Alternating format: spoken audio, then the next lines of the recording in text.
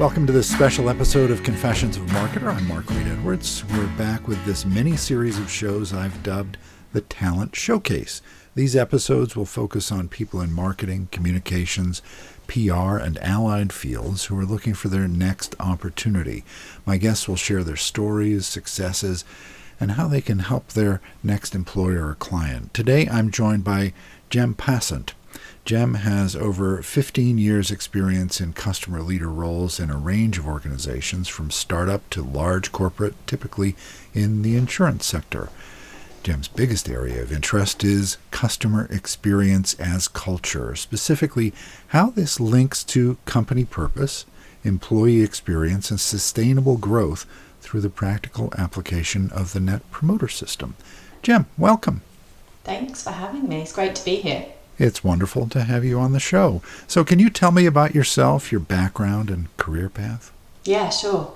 So I actually started out in human resources. I read archaeology at university with some anthropology and got really into human behaviour and thought human resources is the way for me to go.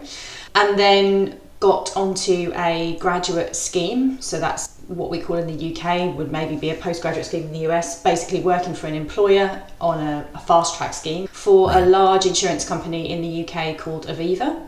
And I planned to stay in that field, and not long in realised that I actually didn't understand my customers enough, which was the internal customers of the organisation.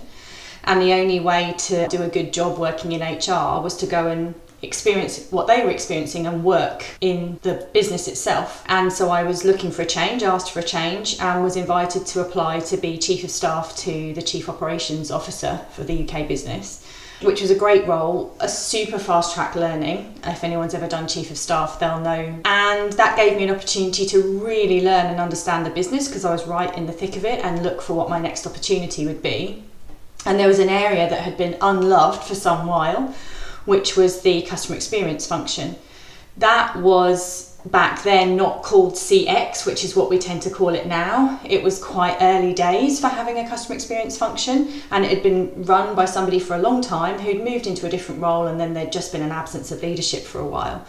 So I took that role and changed quite a few things within the team and propelled it into a new stage of growth, I guess you could say, but stayed there for 4 years, absolutely adored that role. I was then asked to do various other things. I think that's what happens when you work in a large organisation and you're known to be flexible. So I went on to do all sorts of other things, from head of internal comms to more chief of staff roles to running large £1 billion transformation programmes in the programme office. But I then decided to have a break from all of that and retrained as a neuro-linguistic programming coach. So I quit that role, quit Aviva, and went and lived in Thailand, which is where I met my now husband. That's a different story for a different podcast, probably.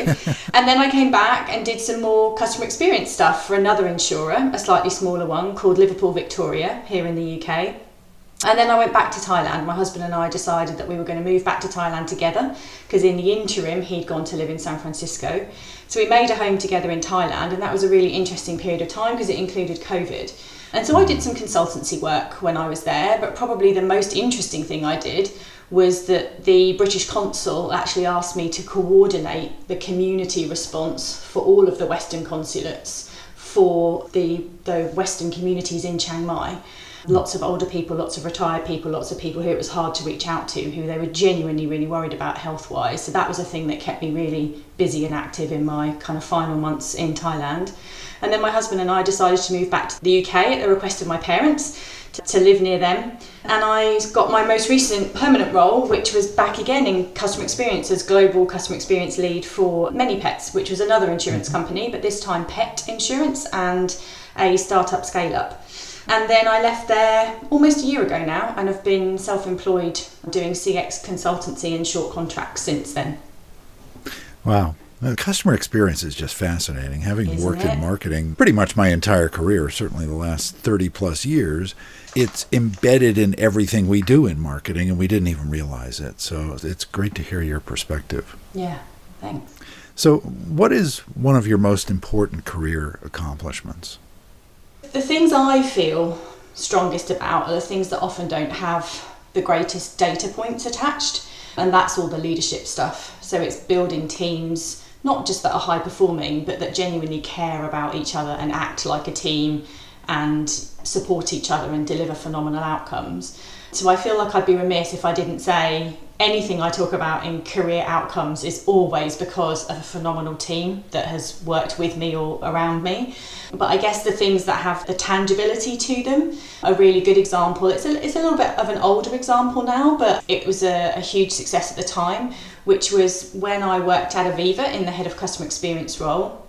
Me and my team implemented Net Promoter Score, which most people will know about now, but back then was quite an early use of that metric, to understand how our customers were feeling about their experiences with us. And Net Promoter Score, for anybody who doesn't know, has a range of -100 to +100 as a score.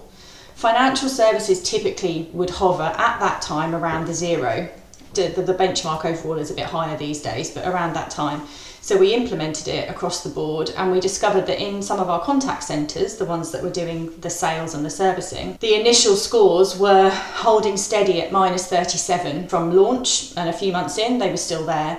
And so we dug into that information and tried to work out what was going on.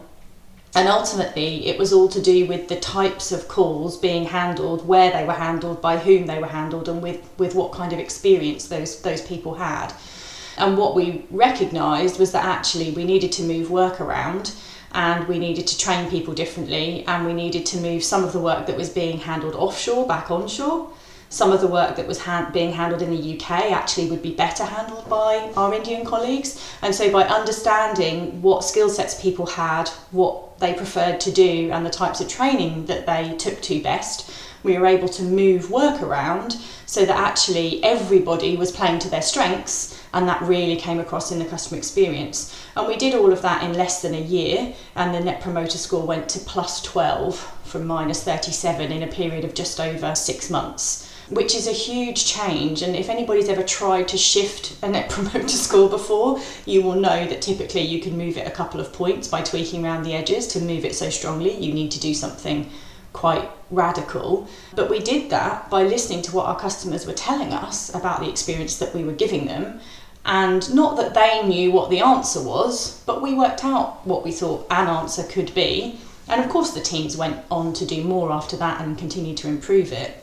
But I think for me that's always been a really powerful example of how, when you listen to your customers, and by the way your employees, because everything they were telling us was very similar to what the customers were telling us, that's how you can really shift the experience that both your customers and your employees are having. So what do you think you can offer your next employer or client? Interesting. I think it's sometimes a challenge when you have quite a broad brush background, because you don't always know what it is, because often it's things that people perceive in you rather than you know about yourself. And what I mean by that is I don't know that it's always the technical stuff. So what I've learned about myself in this last year or so of being self-employed is that actually the things that I offer that are my strengths are looking at really complex problems and being able to see through them quite quickly, and then taking customer data, employee data, and other kinds of data and problem solving. That doesn't sound like a pure customer experience type of behaviour, and it's not. It comes from understanding my HR background, my operational background, my program management background, but pulling all that together to understand what is in the best interests of an organisation commercially and for their customers and for their employees, that for me I think I've worked out is my sweet spot, being able to look at all three of those areas together and get them to play nicely together to do something that's for the good of all. Gem, I really appreciate you sharing your story. It was fascinating to hear, and I really hope this helps you find great gigs. Thanks very much for asking me. I'm Mark Reed Edwards. Join me on the next Confessions of a Marketer.